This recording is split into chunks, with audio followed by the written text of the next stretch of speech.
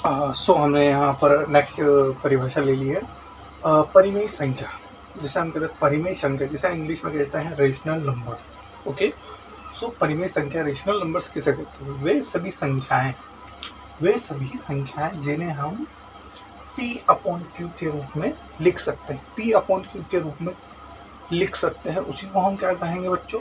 परिमेय संख्या कहते हैं। एक बात ध्यान रखना, Q जैसे कि P/Q के रूप में आप लिख सकते हो, लेकिन Q जो बटे की जो संख्या है Q, वो 0 नहीं होना चाहिए। क्या नहीं होना चाहिए? 0 नहीं होना चाहिए। एक बात याद रखना है। उदाहरण के तौर पर जैसे कि कौन से ऐसे नंबर्स हैं, उदाहरण के तौर पर हमने लिया है कि यहाँ पर 5 एक क्या है? परिमेय संख्या है। अब बोलोगे कि सर कैसे? जैसे कि मैंने आपको यहाँ बताया कि P/Q होना चाहिए और Q हमेशा 0 नहीं होना चाहिए। अगर 0 होता है तो वो कंडीशन फेल है, मतलब परिमेय संख्या नहीं हो सकती है। जैसे कि उदाहरण के तौर पर जैसे कि मैं मान लेता हूँ 1/2 है ना, तो 1/2 मतलब P/Q बन रहा है हमारा, ठीक है, लेकिन 0 नहीं होना चाहिए। मतलब 0 नहीं है, इसका मतलब ये क्या है? परिमेय संख्या है। 1/2 क्या है? परिमेय संख्या है। वहीं अगर ऐसा लिखा आ जाता कि 1/0 आ जाता तो ये क्या होता? हमारा परिमेय संख्या नहीं है। ये क्या है?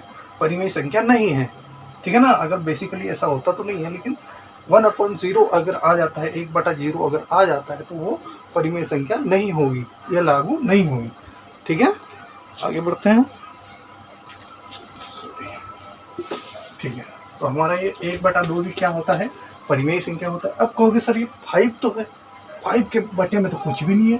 तो एक बात याद रखना, 5 के बटे में कुछ नहीं होता है, इसका मतलब 1 होता है। क्या होता है?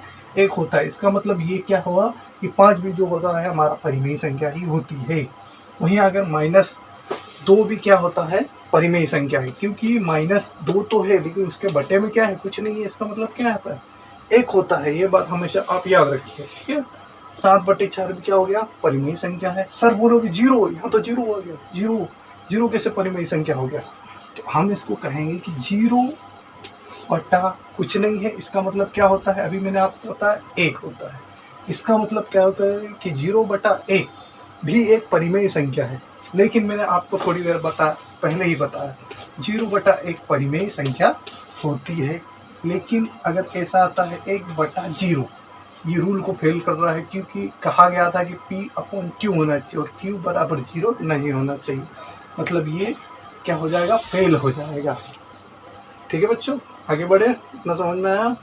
0 भी हमारा क्या होता है? परिमेय संख्या होता है, क्योंकि हम उसको 0/1 लिख सकते हैं, ठीक है बच्चों, लेकिन 1/0 नहीं लिख सकते।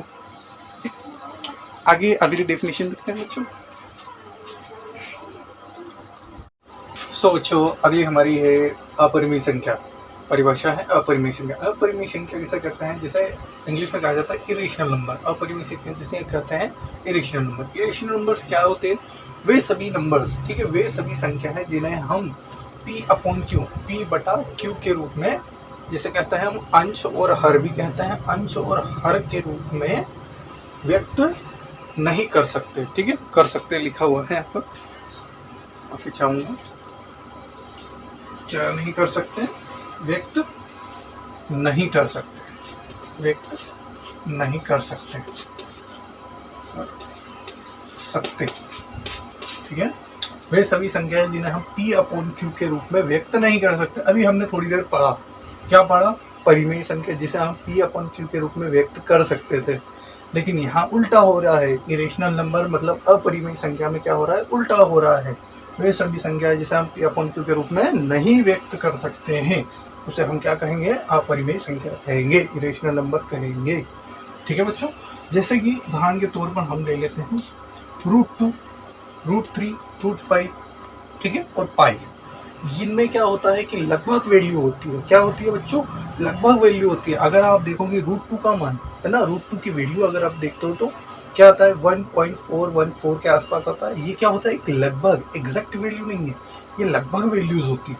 तो जो भी इस तरीके से रूट में अगर कोई नंबर्स दिखता है, ठीक है, कोई नंबर्स की बात नहीं कहेंगे, कुछ ही नंबर्स होता है जिनकी वैल्यूज अगर हम देखेंगे तो लगभग वैल्यूज आएगी, ठीक है। तो वो हमारी क्या नंबर्स क्या क्या क्या क्या सॉरी क्या कहलाएंगे, क्या नंबर्स कहलाएंगे, वो अपरिमेय संख्याएं कहलाएगी, अपरिमेय संख्या कहलाएगी, वो संख्या कहलाएगी अपरिमेय संख्या कहलाएगी। √2 हो गया, जैसे कि √3 हो गया, √5 और 22/7, मतलब इनमें अगर भाग लगाएंगे तो ये लगभग पाई के बराबर होता है, मतलब लगभग वैल्यू होती है, ठीक है। ये जो हमारी पाई की वैल्यू होता है वो हमारा क्या होता है, लगभग वैल्यू होता है। 22/7 हम लगभग लिखते हैं, एक्जैक्ट वैल्यू नहीं है ये, ठीक है बच्चों। आगे बढ़ते हैं, नोट कर लीजिएगा वीडियो पॉज करके।